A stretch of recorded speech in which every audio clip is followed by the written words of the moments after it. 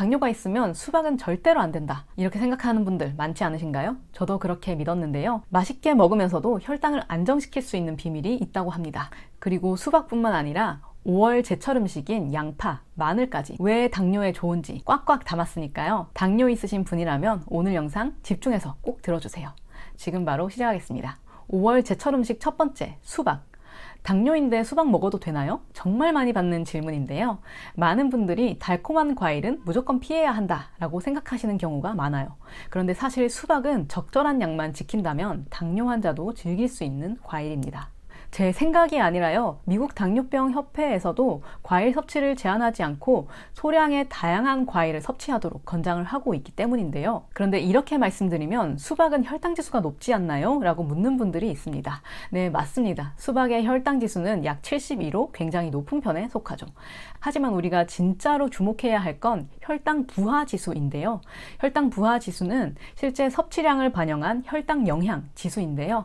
수박은 수분이 많기 때문에 100g 기준 혈당 부하 지수는 약 5에서 6 정도로 낮다고 합니다. 즉 당뇨 환자라도 하루에 한두 조각 정도라면 혈당에 큰 영향 없이 즐길 수 있다라는 뜻이죠. 또 당뇨는 단순히 혈당 수치의 문제가 아닌데요. 염증과 산화 스트레스가 함께 작용하면서 혈당을 더 불안정하게 만들기 때문입니다. 이때 라이코펜이라는 항산화 성분이 도움을 주는데요. 라이코펜은 심혈관 건강을 돕고 염증을 줄이는데 효과적인 물질입니다. 수박에는 100g당 약 6,900 마이크로그램의 라이코펜이 들어있어서 토마토보다 훨씬 더 좋은 과일로 추천되고 있습니다. 그리고 기름과 함께 먹으면 라이코펜은 흡수율이 올라가니까요. 수박 샐러드를 해서 드시면서 올리브유 한 방울을 추가해 보시면 더 잘 흡수할 수 있습니다. 그렇다면 당뇨가 있으신 분들은 수박을 어떻게 먹는 게 좋을까요? 제가 6가지 꿀팁을 알려드리도록 하겠습니다. 첫 번째, 양 조절입니다.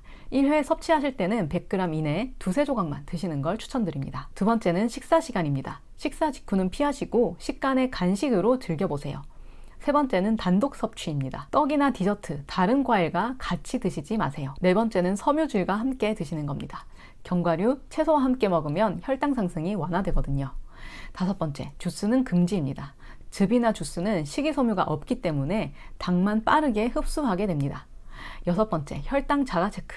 먹고 나서 15분, 30분, 1시간 혈당 반응을 직접 확인해 보세요. 당뇨 커뮤니티에서도 수박을 두세 조각 먹었는데 괜찮았어요. 운동하고 먹으니까 혈당이 괜찮더라고요. 이런 글들이 자주 올라오곤 합니다. 한 분은 이렇게 말씀하셨는데요. 수박 2쪽 먹고 20분 산책했더니 혈당이 괜찮더라고요. 라고 말이죠. 이런 후기들이 전하는 메시지는 결국 하나인 것 같습니다. 양만 지키면 수박도 괜찮다. 그래서 5월 제철 음식인 수박을 덜 부담스럽게 즐기고 싶다면 채소와 함께 섭취하시길 추천드립니다. 하지만 그래도 혈당이 오르지 않을까 불안하시다면 소량을 섭취하신 후에 15분, 30분, 45분, 1시간 혈당 체크를 해주시는 거예요. 나만의 안전량을 찾아서 안전한 범위 내에서 드시는 게 가장 좋기 때문입니다. 이처럼 수박은 혈당 지수는 높지만 혈당 부하 지수는 낮고 라이코펜이 풍부한 과일입니다. 핵심은 양 조절과 타이밍이 되겠죠.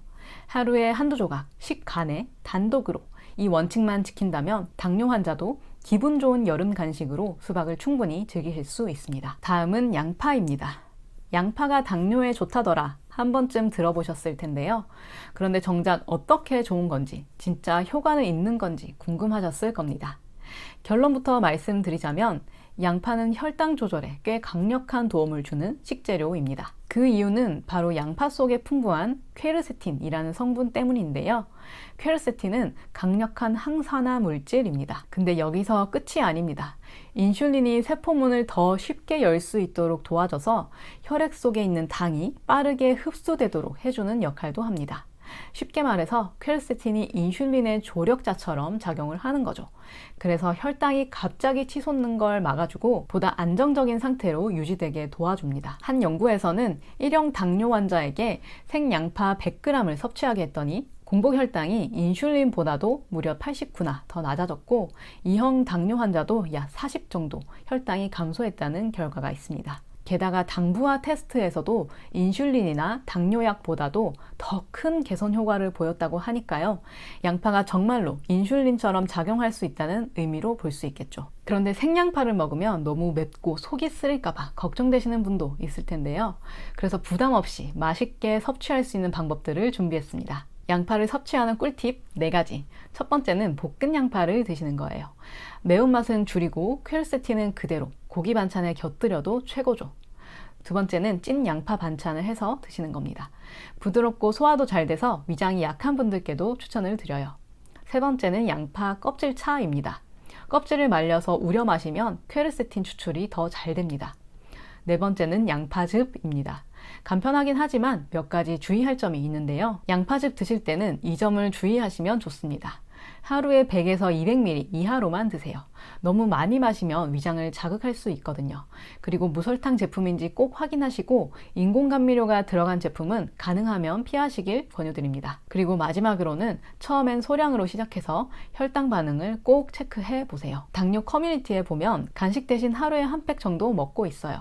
공복에 마시니까 혈당 유지에 도움이 되는 것 같습니다. 라는 글들이 간혹 보이는데요.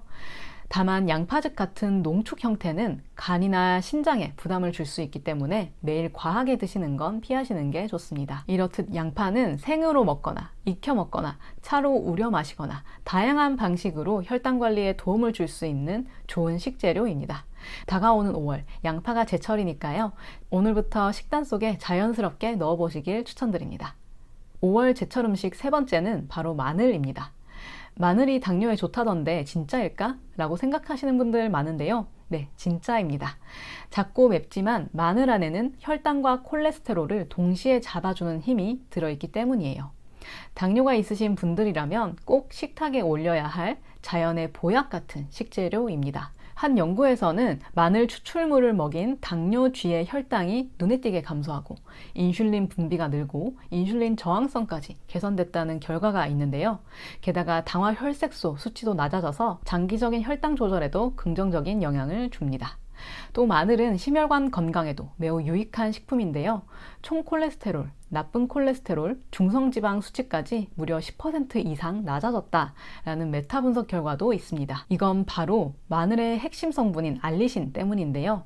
마늘을 자르거나 으깰 때 강한 냄새가 나잖아요. 그게 바로 알리신의 향입니다.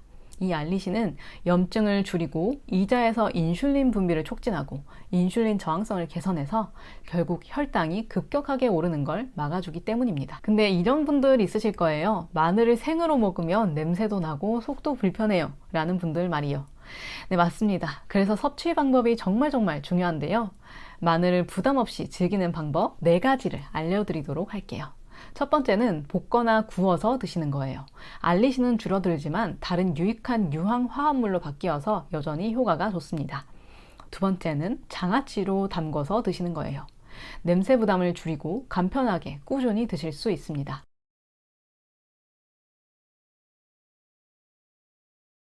세 번째는 국이나 반찬에 자연스럽게 넣기입니다. 김치찌개나 나물무침에 슬쩍 넣으면 맛도 건강도 챙길 수 있습니다. 네 번째, 하루에 한두 쪽을 꾸준히 챙겨 드시는 겁니다. 약처럼 적당량을 꾸준히 드시는 게 가장 중요합니다. 그렇다면 생마늘과 익힌 마늘에는 어떤 차이가 있는지 궁금하신 분도 있으실 텐데요. 생마늘은 알리신이 가장 풍부하지만 냄새와 미부담이 있다라는 단점이 있습니다. 익힌 마늘은 알리신은 줄어들지만 대신 다이아릴 설파이드 같은 혈당에 좋은 유익한 성분들이 생긴다는 장점이 있고요. 일부에서는 마늘을 익히게 되면 알리신이라는 주요 성분이 파괴되니까 무의미하다라는 이야기도 많지만 정확히 말하면 변형된다라는 말이 맞습니다. 즉, 열을 가하면 알리신은 줄어들지만 다른 유익한 화합물로 전환되어서 혈당, 콜레스테롤, 염증 개선 효과는 여전히 유지되니까요. 정리하자면 마늘은 혈당, 콜레스테롤, 염증까지 한 번에 관리해주는 천연 건강 식재료입니다. 하루에 한두 쪽, 볶음이든 장아찌든 반찬 속에 자연스럽게 녹여보세요. 건강은 결국 작은 습관 하나에서 시작되는 거니까요. 오늘 영상에서 소개해드린 5월 제철 음식들, 생각보다 혈당 관리에 큰 힘이 되는 식재료들이었죠. 수박은 라이코펜이 염증을 줄이고 혈당을 부드럽게 조절해주는 역할을 하고요. 양파는 퀘르세틴이 인슐린 민감도를 높여서 당 흡수를 촉진하고 혈당 조절력을 강화를 해줍니다. 이건 단순한 민간요법이 아니라 과학적인 연구 결과와 실제 당뇨 환자들의 경험으로 검증된 방법들입니다. 그리고 마지막으로 이 영상을 시청하시는 분들께 꼭 드리고 싶은 말씀이 있습니다. 당뇨 때문에 좋아하던 음식을 포기하고 매번 식사 때마다 이거 먹어도 될까? 혈당 오르지 않을까? 고민하시는 분들 많을 텐데요. 솔직히 그게 반복되다 보면 지치고 외롭고 왜 나한테 이런 일이 생겼지? 서글플 때도 있으셨을 것 같아요. 하지만 오늘 영상에서 보셨듯이 우리가 포기하지 않아도 되는 음식들, 오히려 혈당 관리에 도움이 되는 식재료들이 바로 주변에 있다는 걸 아셨으면 좋겠습니다.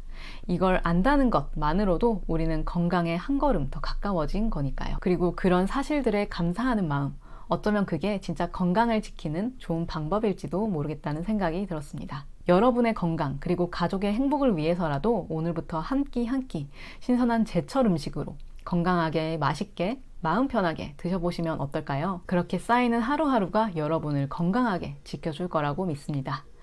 날씨가 따뜻해지면서 미세먼지도 많아지고 있습니다. 외출하실 땐 마스크 꼭 챙기시고 늘 건강하고 따뜻한 하루 보내세요. 감사합니다.